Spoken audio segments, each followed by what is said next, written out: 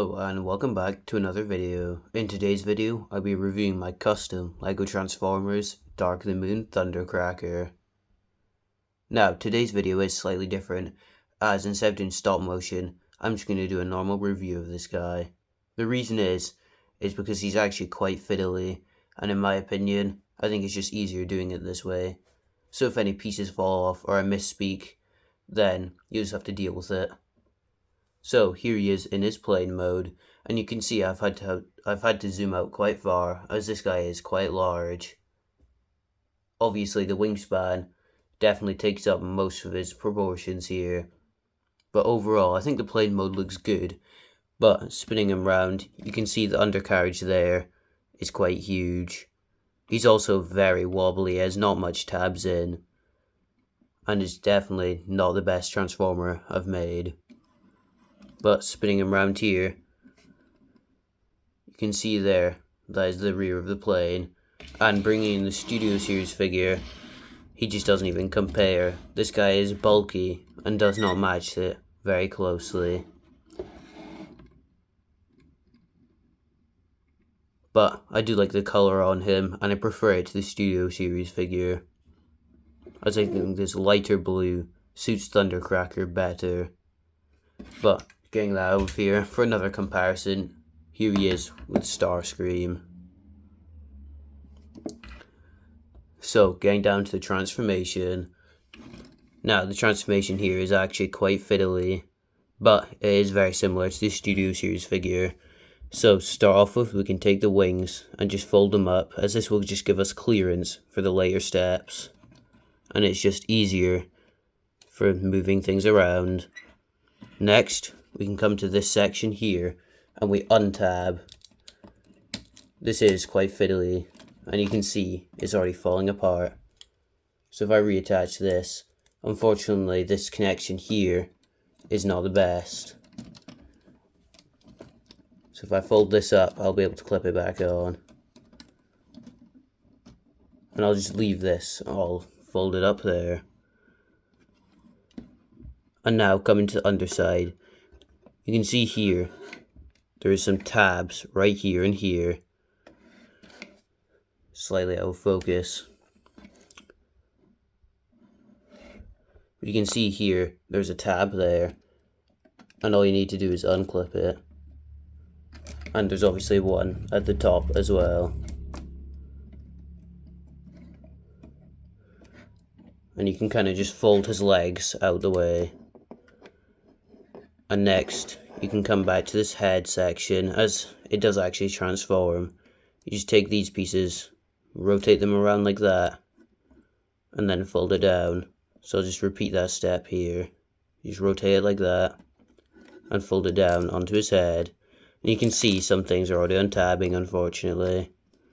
If I just attach his head again, and there he is. And I think this is one of his knee pads. Alright, to be honest, I don't even know where this came off, so I'm just going to leave it to the side for now, and I'll attach it later. I'll just zoom back out so you can see what is happening. So far, it should look something like this. So next, you take the step from the Studio Series figure, and this is also fallen off. Obviously, this is not going well. But you just take this leg section, fold it up like that, and then you can bring the arm around. Now this is quite fiddly, but it should still be possible. So the arm kind of folds around like this. And that is something else falling off. But you can now take this arm, and on this there's a giant ball joint in there, which you need to rotate around.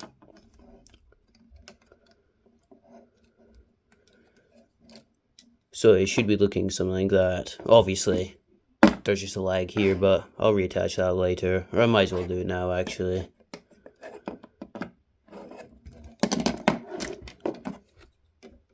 So these legs, you will have to rotate this and rotate the knee pad. So it should look like that. And you can also rotate the foot around.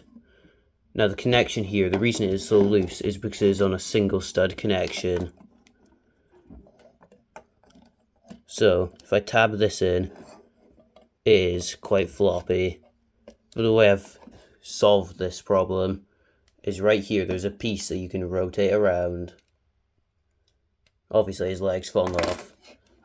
Quite a lot of things have fallen off actually. Unfortunately this guy is just quite loose, as I think the transformation is pretty difficult to get into Lego form. So this piece will just tab in here.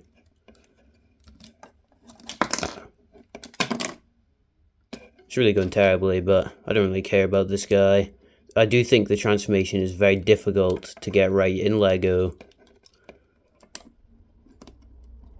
You know what, I'm just going to do this off camera. So now that he's fixed, he should be looking something like this. And doing this, I've got a new idea for a drinking game. Take a shot every time a piece falls off and see if you survive. But now, coming to the arm, it transforms just like the Studio Series version. And you can see there, that is how I form the shield that's on his arm. I might as well do the wings next, I'll just get the limbs out of the way. So you take this piece, and you just rotate it on the ball joint. And then you can just fold the wing up into a square. And it should look something like that. It kind of just rolls up. And I'll repeat the same on the other side, trying not to pop a piece off. But yeah, I definitely think I could do better on this design, but I just don't think the Studio Series toy is a good basis for a Lego version. You can also fold this down. Mostly because the Studio Series figure is quite complex, and it's just very fiddly in Lego form. But if I remember correctly, I think that is about it for the transformation. So I'll just get him standing up. So there he is, standing up. And I don't even know what I'm looking at.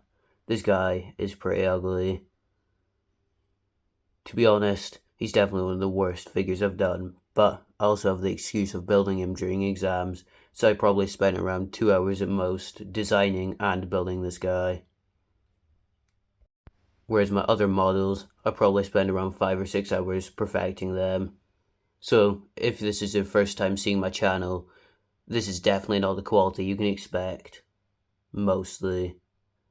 But I decided to review this guy anyway, because the Thundercracker Studio Series toy is my favourite figure that I own.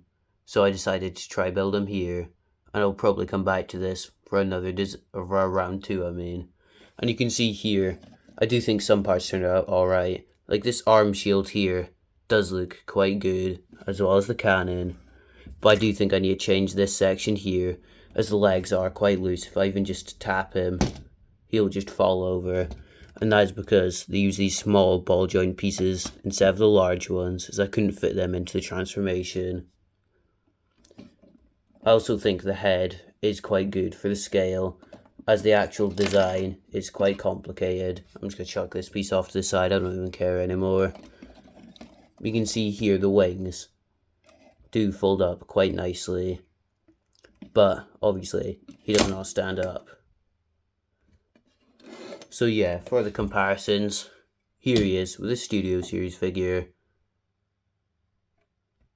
So I think that's it for the comparisons, and I'm not even going to bother with articulation, because he can barely get into a pose without falling apart.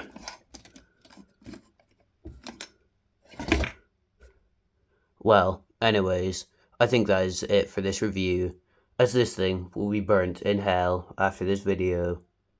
So anyways, please remember to like, comment and subscribe if you want to see more LEGO Transformers.